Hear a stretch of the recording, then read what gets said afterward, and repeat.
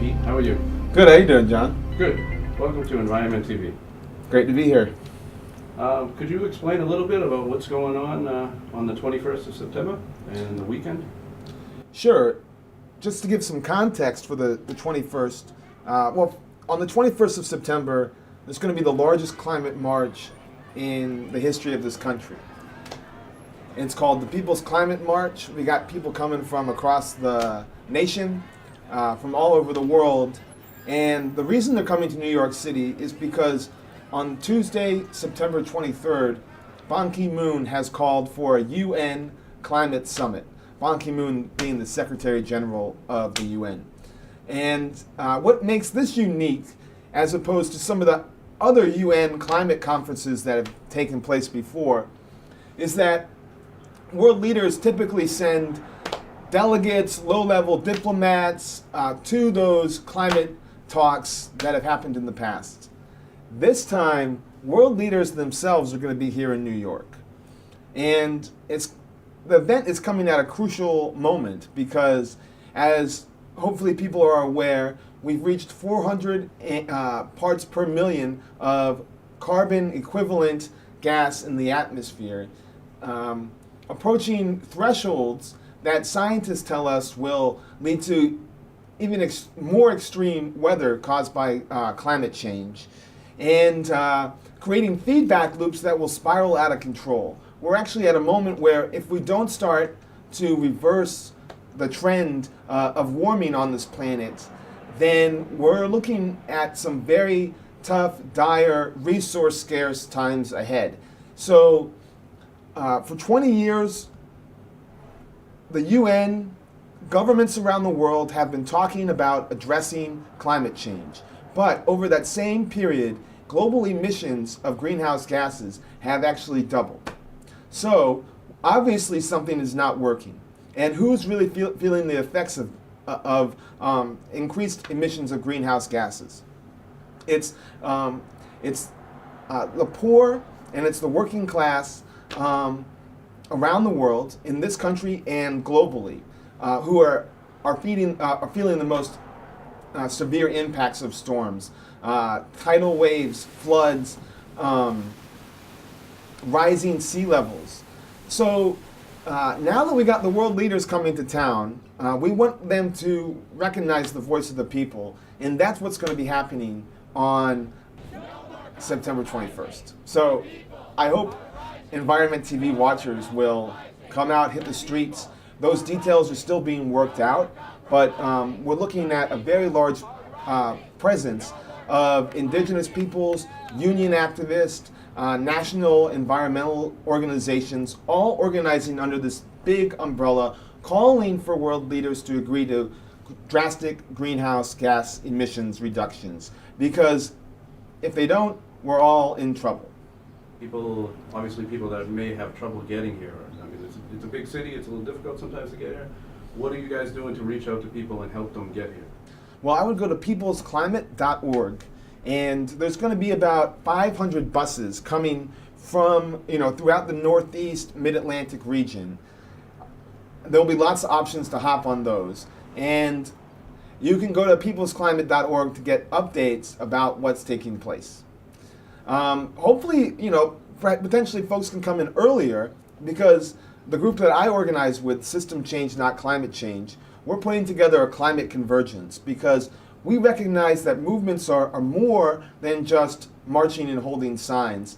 They depend on a lot of dialogue. They depend on long-term planning, on organizational structures that emerge out of protest that can sustain movements. So on the 19th and the 20th, there's going to be what we're calling a climate convergence here in New York City. And we also have people coming from around the world, and our great nation, America, to help lay some groundwork, build relationships, and see if we can develop some further action plans that will carry the climate movement, out of this weekend and beyond, because as I've said, we're really getting down the line where if we don't make investing in green technology a priority and we don't stop emitting fossil fuels, we're in deep trouble. And, we live in a country right now where less than 1% of our energy comes from renewable sources. And we also know, if you look at research, particularly coming from Stanford and Mark Z. Jacobson, that the entire country could be powered something like 30 times over by wind power alone and 7 times over by solar power. So we have the technological capability, we just don't have the investment because we have a political system that is ruled by fossil fuel corporations. That's why the group I organize with is called System Change, Not Climate Change, because we can fight for immediate reforms, we can fight for things like a Green New Deal, we can fight for things like a carbon tax, but we also need to have a system that doesn't outsource the cost of waste, that doesn't outsource. We need to have a system that doesn't outsource the cost of waste and pass the extreme results of that waste, things like carbon emissions, onto us, everyday working people who have to deal with what happens when storms like Superstorm Sandy come into our neighborhoods and flood our homes and leave people without power. We have to deal with that. ExxonMobil gets the profits. So we need to actually have a system that's not ruled by profit, that's actually democratic and where people have a say in how they get their energy and have a chance to actually work to build, the better future that we desperately need. Could you speak on one of the events that you may know of, if you can, that's going on that might interest people even more? Mm-hmm. Well, we have several, important names coming. I don't want to, brag about them, but let me just say we're working with a great coalition of activists, and the spaces we're going to use, I think, are going to be they're really going to be conducive to having dialogue and to building structures that can sustain themselves going out of this weekend. We're talking community gardens throughout the Lower East Side. Anyone who lives in New York knows that public space, the right to green space, is a big struggle. And for decades, activists have fought and carved out green spaces in one of the most concrete-ridden zones of the city. And we're partnering with them. We're partnering with a repurposed steamship, which is really exciting. It's been turned into a library, and we're going to have workshops there. So there really are. It's really going to be an exciting time. About 30 people are right now marching across the country, and they're picketing tar sands refineries, and they're picketing military installations, drawing attention to the amount of fossil fuels that our military burns. They're going all across the country, and they're going to arrive in New York City when the Convergence begins. So it's really going to be an exciting time. And of course, people can plug into System Change, Not Climate Change. Our demand is the name of our organization, and it's also our website, systemchangenotclimatechange.org. If you live in an area, that's not New York. Obviously, most of the country doesn't live in New York City. There might be chapters already existing that you can plug into, and there's resources on our website where you can start your own. And if you want to learn more about the Convergence, you can go to convergeforclimate.org. And that website will have things like ride shares and places where they can stay, stuff like that? Yes, it will. And another component is this is really a moment where you have a say in what this looks like. There's a form on the website where you can propose a teach-in, and we're getting them every day, and we're gonna have to sit down and see what we can do and prioritize. But we've got a lot of great partner organizations. We got a lot of space for this, and there's lots of different ways to plug in. And look for some Occupy style assemblies. look for food, look for meeting new people, look for making new connections. And, we've spoken about the Convergence, we've spoken about the People's Climate March. Another component is that's not all that's going on. There's going to be actions in the week leading up to the Convergence, and there's going to be actions during the UN Climate Summit. So the Convergence will be a space where you can really plug in to some of the on-the-ground activism that people here in New York are already building. I've spoken to veterans of the World Trade Organization protest in Seattle in 1999, and they really feel it's time for something similar here, particularly focused on climate. So, but there's a key difference there. The difference is, in Seattle in 1999, hundreds of thousands of people streamed into the city, and they shut down those trade negotiations that were impoverishing people around the world.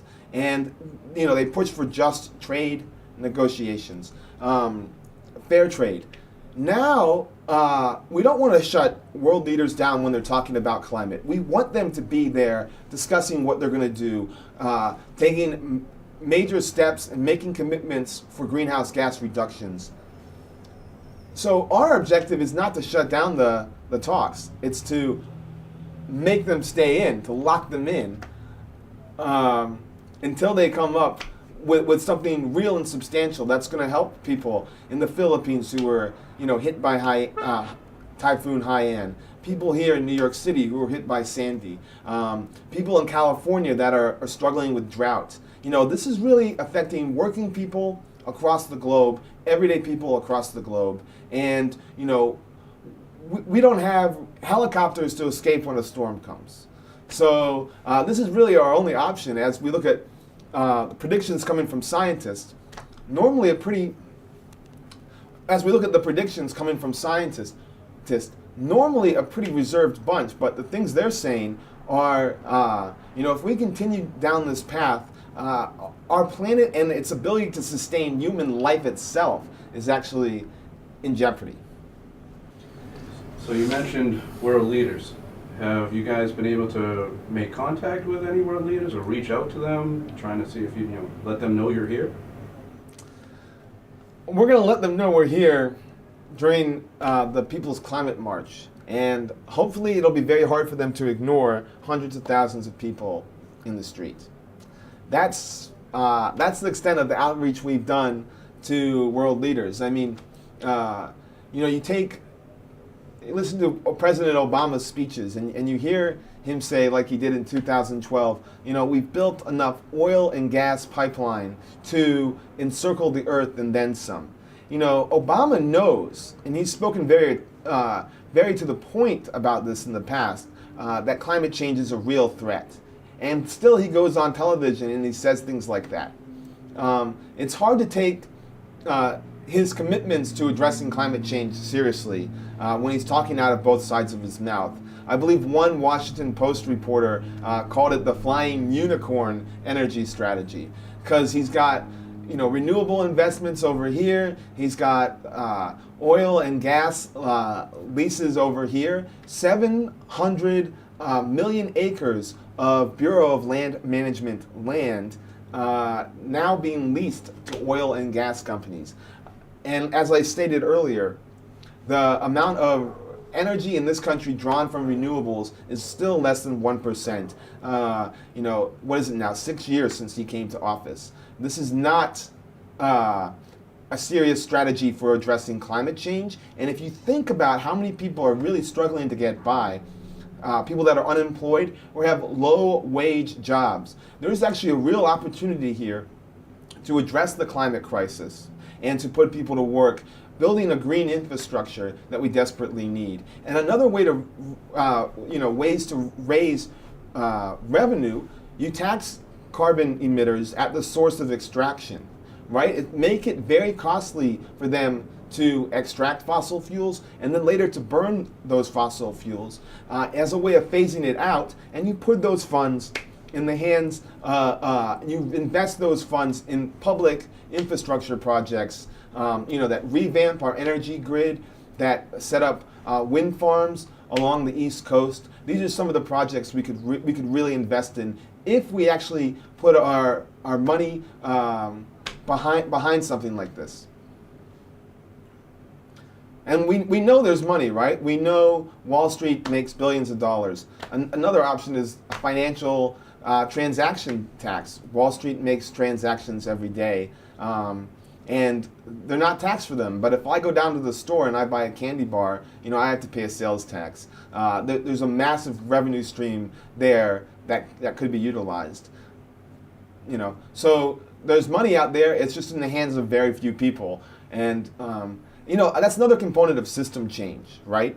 It's not just that we need to stop pollution, but there's a social drive going on here that puts money, resources, power in the hands of a very few, a few number of people, and takes it away from us. And that social system happens to have a very negative interface with nature, which sustains life on Earth. If you just look at what these factories are emitting, these nuclear plants, these coal-fired power plants, these gas plants, what they're putting in our atmosphere, you can't look at that and have much hope for a future. And people that believe that we can sustain ourselves and continue down this path are utopians.